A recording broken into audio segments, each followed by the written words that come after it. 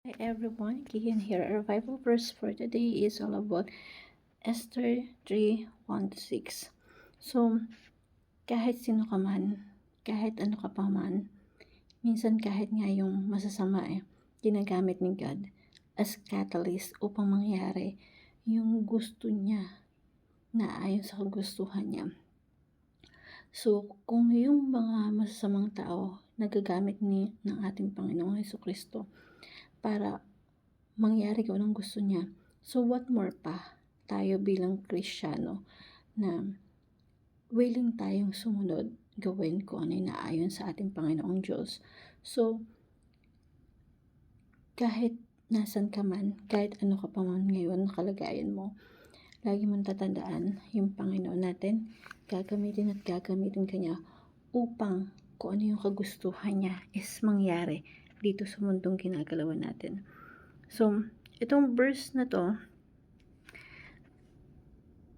kumbaga, ang gandang maging isang catalyst na kung saan ginagamit ka ng Diyos para mahubog yung kagustuhan niya dito sa mundong ginagalawan natin. So, we are the Christianity, the body of Christ na ginagamit niya para mapangyari ko ng kagustuhan niya. So, yung mga Kristiyano, yung history ng Kristiyano as the body of Christ sa kasaysayan ng isang katauhan, yung development ng isang eskwelahan, may papel, may role tayo. Bakit nag-develop yung mga hospitals, mga orphanage? There was a time na yung mga tao walang pakialam sa orphan, but as the Christians, sinimulan natin kupkupin. Kaya na-develop yung mga orphanage, mga eskwelahan, hospitals, yung pag-abolish ng slavery. Dati kasi walang natural lang sa tao ang alipinin yung kapwa-tao mo na kumuha ka ng maraming alipin mo. So, sa panahon ng Roman Empire, napaka-normal yon sa lahat ng kultura. Pero yung nag-develop yung Christian culture, tayo mas may yung lumaban para yung slavery, yung human trafficking is makontrol. Yung Christianity, ginagamit ng Diyos, yung church, para mahubog yung history, para magkaroon ng pagbabago dito sa mundo. At hindi lang sa history dito sa mundo, na ikaw rin, gagamitin ka ng Diyos sa iyong pamilya, sa kamag-anak mo, sa kaibigan mo, sa mundong ginagalawan mo. So, sabi sa Book of Esther, yung background nito, ito ay sa panahon ng paghahari ni King Xerxes, na napakalawak ang kaharian nito, na mula India, halos Asia na malapit na sa Pilipinas, so Central Asia, mula India hanggang sa parte na Africa, ganun kalawak yung hinarian ni King Xerxes, no, hanggang Ethiopia. 127 provinces yung sakop nito, na meron siyang inangat sa pwesto, si Haman. So, si King Xerxes honored Haman. So,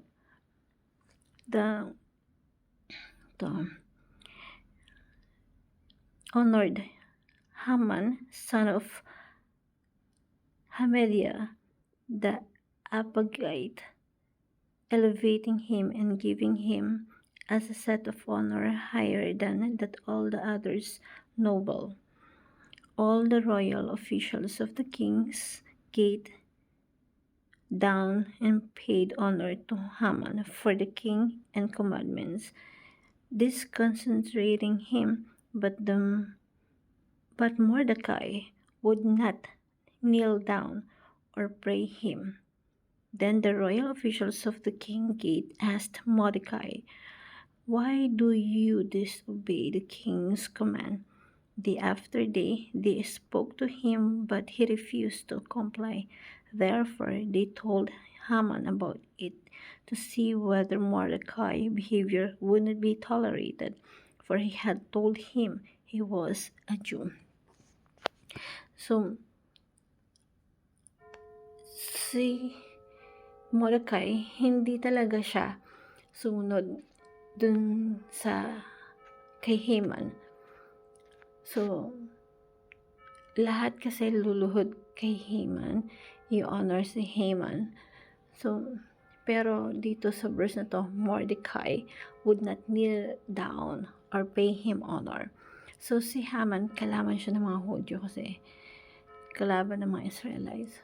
So si Mordecai, nung nakita niya sa posisyon si Haman, sabi niya, hindi siya luluhod kay Haman.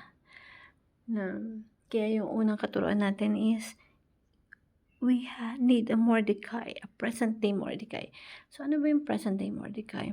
Ang present-day Mordecai is the Christians who lives out his identity. So, kung si Mordecai nabubuhay sa panahon natin ngayon, isang Kristiyano na ipinamumuhay yung pagiging Kristiyano. So, sabi dito sa Tagalog, lahat ng mga tao lumuluhod kay Haman. Ngunit si Mordecai ay hindi yumuyukod at luluhod. Tanong, sabi ng mga tao, bakit ayaw mong sundin ang utos ng hari? So, araw-araw nilang sinasabihan si Mordecai, pero ayaw pa rin niyang sumunod. Kaya sinumbong nila si Mordecai kay Haman para malaman kung paano i-handle ni Haman yung sitwasyon. Sapagkat sinasabi ni Mordecai na siya ay isang Hudyo. Sa panahon ngayon, hindi tayo dapat luluhod kung kanino man.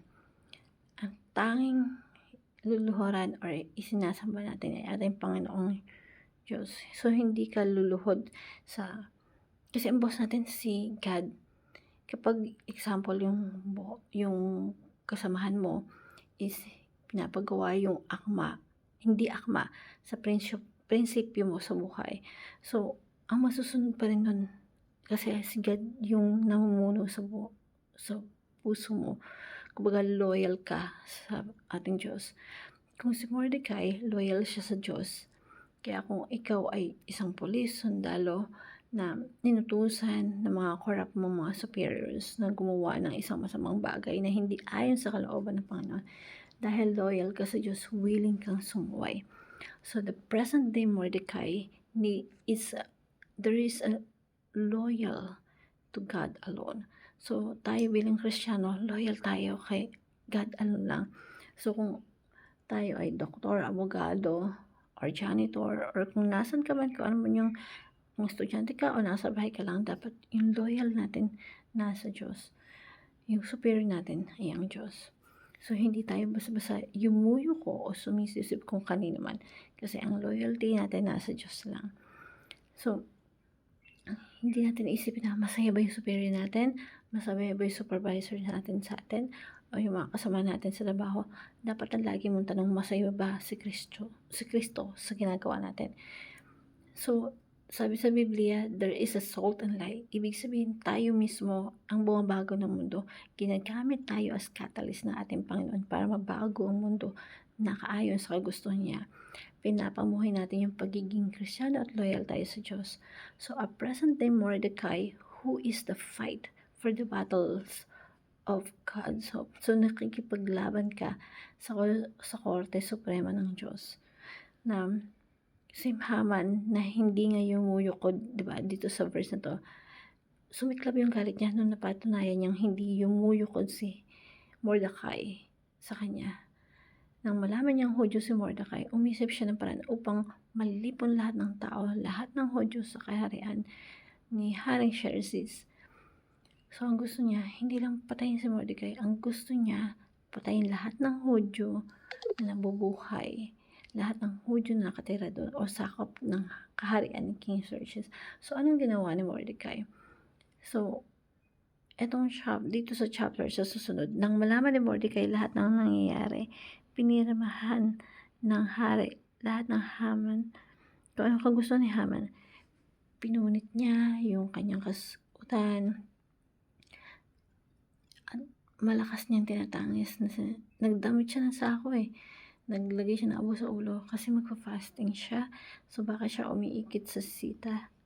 Dalisusa yung ina-announce niya na mag-fasting tayo, manalangin tayo, sundin yung laban para sa korte ng Diyos. So, Mordecai, alam mo yun, lahat ng Hudyo sa nasasakupan ni King Xerxes sa probinsya, lahat sila ay nag-fasting, lahat sila dinala nila yung laban na yun sa Korte Suprema ng Diyos at ang yung Diyos, ginawa ng Diyos, kinampihan niya si Mordecai. So kapag kinampihan ka ng Diyos, walang makakatalo sa'yo kahit lahat kalaban mo. So si Haman nagpagawa siya ng yung tinatawag na galo na doon niya bibitayin si Mordecai o kung tutuhugin or balak niyang patayin sa harap ng maraming tao. So ganun yung para ipakita sa madla kung paano niya pinatay or ano yung ginawa niya kay Mordecai. So, ang ginawa ng Diyos, yung pinagawa ni Haman na pagtutuhugan ni Mordecai or pagbibitayin kay Mordecai, dun binitay si Haman. Dun pinatay si Haman. At lahat ng Hudyo, lahat sila ay ng kaaway ng Hudyo, sila yung pinatay. Nangyayari kasi parang nagkaroon ng purge. Na kapag may isang araw na ipapurge mo yung lahat ng Hudyo, papatayin. So, kung ikaw galit ka sa kapitbahay mo, example lang na Hudyo, pwede mong patayin yung legally sa isang araw. Pero ang ginawa ni Mordecai, dinala niya yung laban sa Diyos at kinampihan siya ng Diyos. So, kung meron kang pinagdadaanan ngayon na laban mo sa buhay, dalhin mo yun sa ating Panginoon Diyos. Dahil siya, hindi ka niya iiwan. So, let's embrace our identity with God. Yakapin natin yung identity natin sa ating Panginoon Diyos. Yung identity natin sa Kanya. Kung ikaw ay present day Mordecai, kahit sino, persecute ka, pwede ka magdusa. Lalo na kapag against all odds ka, na nilalaban mo kung ano yung dapat, yung tama para sa Diyos. Dadanas ka ng pagsubok eh. Pero, however, if you suffer as a Christian, do not be ashamed, but praise God that you bear that name. So, kung ikaw ay Kristiyano, nagdudusa ka dahil tapat ka, loyal ka sa Diyos, praise the Lord. Kasi praise God that you bear that name. Ipagpasalamat mo yun na meron kang identity. At yung identity na yun is identity natin kay Kristo. So, dapat kung ikaw ay nagdudusa ka, bilang lang Christian, huwag mo ikahiya yun. Sa halip, magpasalamat ka sa Diyos na taglay mo yung ganun. Nadala-dala mo yung pangalan ng ating Panginoong Jesucristo. So, we need to be a modern day Mordecai na maging lawyer, doctor, magtrabaho sa politiko, BIR, education, lahat ng Christian na magiging Mordecai na kahit sa Senado or judge or Christian na police, sundalo, na ang loyalty ay sa Diyos lamang, na kapag sumulungat yung mga superior, handa silang sumuway kasi ang susundin nila ay ang Diyos lamang. Hope you like this verse. Thank you everyone and God bless.